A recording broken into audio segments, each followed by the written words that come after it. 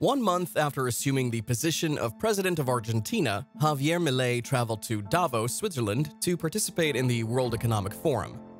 This marked his inaugural venture onto the international stage as the self-professed anarcho-capitalist President of Argentina. Before he departed for Switzerland, he expressed his intention to promote the value of freedom at the WEF. His subsequent actions would astound the global community and profoundly influence not only the Argentine economy, but also the global perspective. We'll delve into these developments in today's video, but please subscribe to the channel and give the video a thumbs up. Argentina's story is one of dramatic swings between prosperity and hardship. After gaining independence from Spain in 1816, the nation struggled to find its footing. Its economy relied heavily on cattle and sheep ranching, but lacked diversification. This early period saw exports rise, but also internal conflicts and political instability. A turning point came in the mid-19th century. Argentina embraced an export-oriented model, fueled by foreign investment and immigration. This, combined with the fertile Pampas grasslands, led to a boom in agricultural exports, particularly wheat and beef. By the early 20th century, Argentina was among the world's 10 wealthiest nations, boasting a high GDP per capita. However, the good times wouldn't last. The Great Depression of the 1930s severely impacted Argentina's export-reliant economy. This triggered a shift towards import substitution, aiming for self-sufficiency through domestic production. While initially successful, this strategy ultimately hampered growth and created inefficiencies. The latter half of the 20th century saw Argentina grapple with political turmoil, including military dictatorships. Economic policies vacillated between interventionism and liberalization, leading to periods of hyperinflation and stagnation. Despite abundant natural resources and a skilled workforce, Argentina's economic performance remained inconsistent. Today, Argentina faces the challenge of balancing economic growth with social welfare and reducing poverty. It continues to grapple with inflation, currency depreciation, and external debt. But who'd have thought that the new guy at the helm of affairs, Javier Milei, would just do something out of the box? 1 month after assuming office as Argentina's president, Javier Milei traveled to Davos, Switzerland to attend the World Economic Forum. Milei opted for a commercial flight to save an estimated $300,000 that would have been spent on a chartered flight. During the journey, he surprised fellow passengers by taking selfies and speaking to reporters about his goal to promote ideas of freedom in a forum he believed was influenced by a socialist agenda for 2030. In his warnings, Milei expressed concerns about the Western world's vulnerability, cautioning that those entrusted with upholding Western values were being swayed towards socialism, which he believed inevitably leads to poverty. At the prestigious Davos summit, where over 100 representatives from governments, multilateral organizations, business leaders, and various fields gathered, Milei was a keynote speaker. The founder of the WEF, Klaus Schwab, described Milei's approach as radical and praised him for bringing a new spirit of free enterprise and entrepreneurship to Argentina. Milei also made a contentious claim that socialism had caused the deaths of 100 million people. Milei launched a strong criticism against socialism, asserting that it only led Argentina into poverty. He emphasized that free market capitalism is the sole system capable of fostering genuine prosperity, not just for Argentina, but for all nations. Addressing global political and business leaders, he urged them to acknowledge their mistakes. In support of his advocacy for free market capitalism, Milei pointed to Argentina as evidence that any hindrance to market freedom, competition, price systems, trade, or private property inevitably leads to poverty, regardless of a country's wealth or resources. He accused Western leaders of abandoning freedom in favor of various forms of collectivism, leading to excessive state intervention and a push for social justice. Milei encouraged business people to resist intimidation from political elites and state dependence, emphasizing that socialism has consistently failed wherever it has been tried. Rejecting the concept of market failure, Milei argued that markets merely reflect voluntary exchanges among participants and do not constitute failures. He criticized regulations introduced under the guise of addressing market failures, which he believes only distort the price mechanism and hinder saving, investment, and growth. Milei declared, "The state is not the solution, it is the problem." He concluded his 23-minute address without taking questions, thanking the audience, and reaffirming his commitment to freedom with his customary exclamation, "Long live freedom, damn it." Eager to garner support for his economic ideas, which include abolishing the central bank and adopting the US dollar, Milei has already implemented significant measures such as currency devaluation and federal ministry reductions.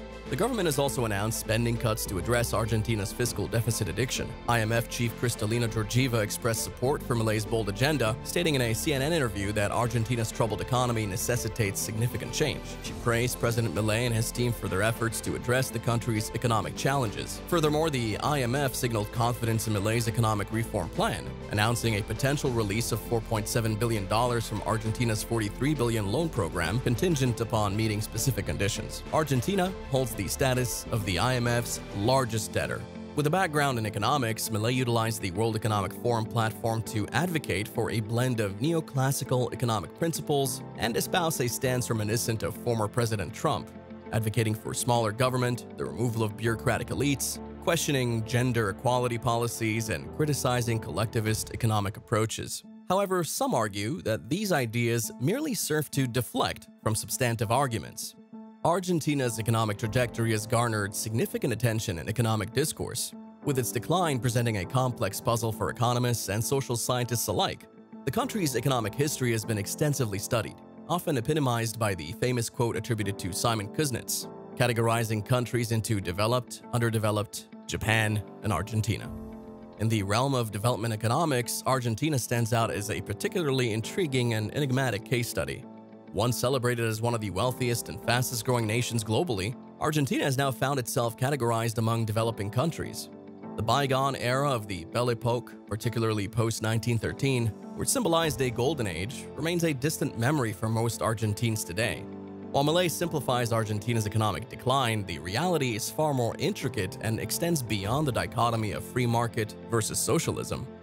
A substantial body of literature has emerged, offering competing explanations for Argentina's prolonged relative economic downturn. Factors contributing to this decline include unfavorable conditions for capital accumulation following the Belle Epoque era.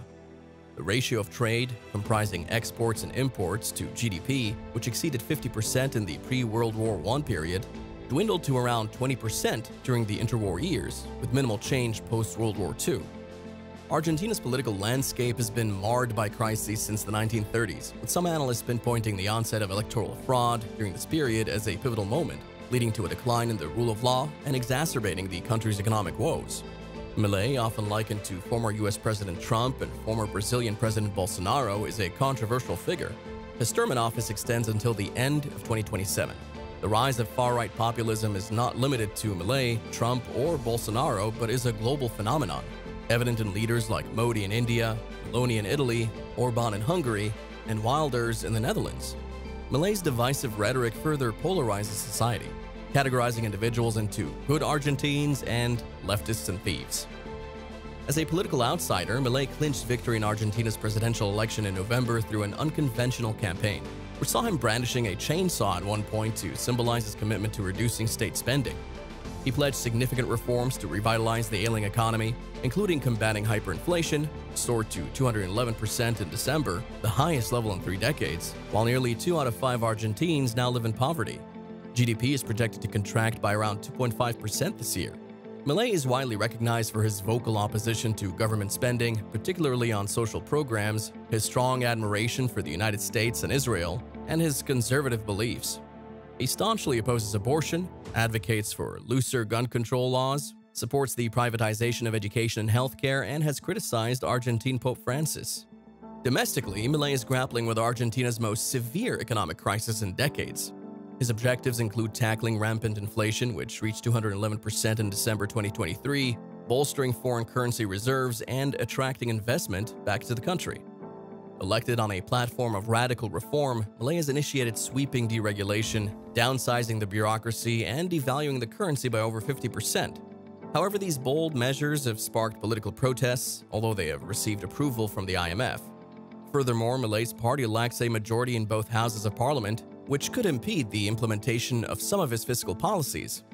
He also faces staunch opposition from influential trade unions to his reform initiatives. The challenges confronting Milei's presidency are formidable, and Argentina finds itself once again amid a profound crisis. There are also concerns regarding Milei's China policy.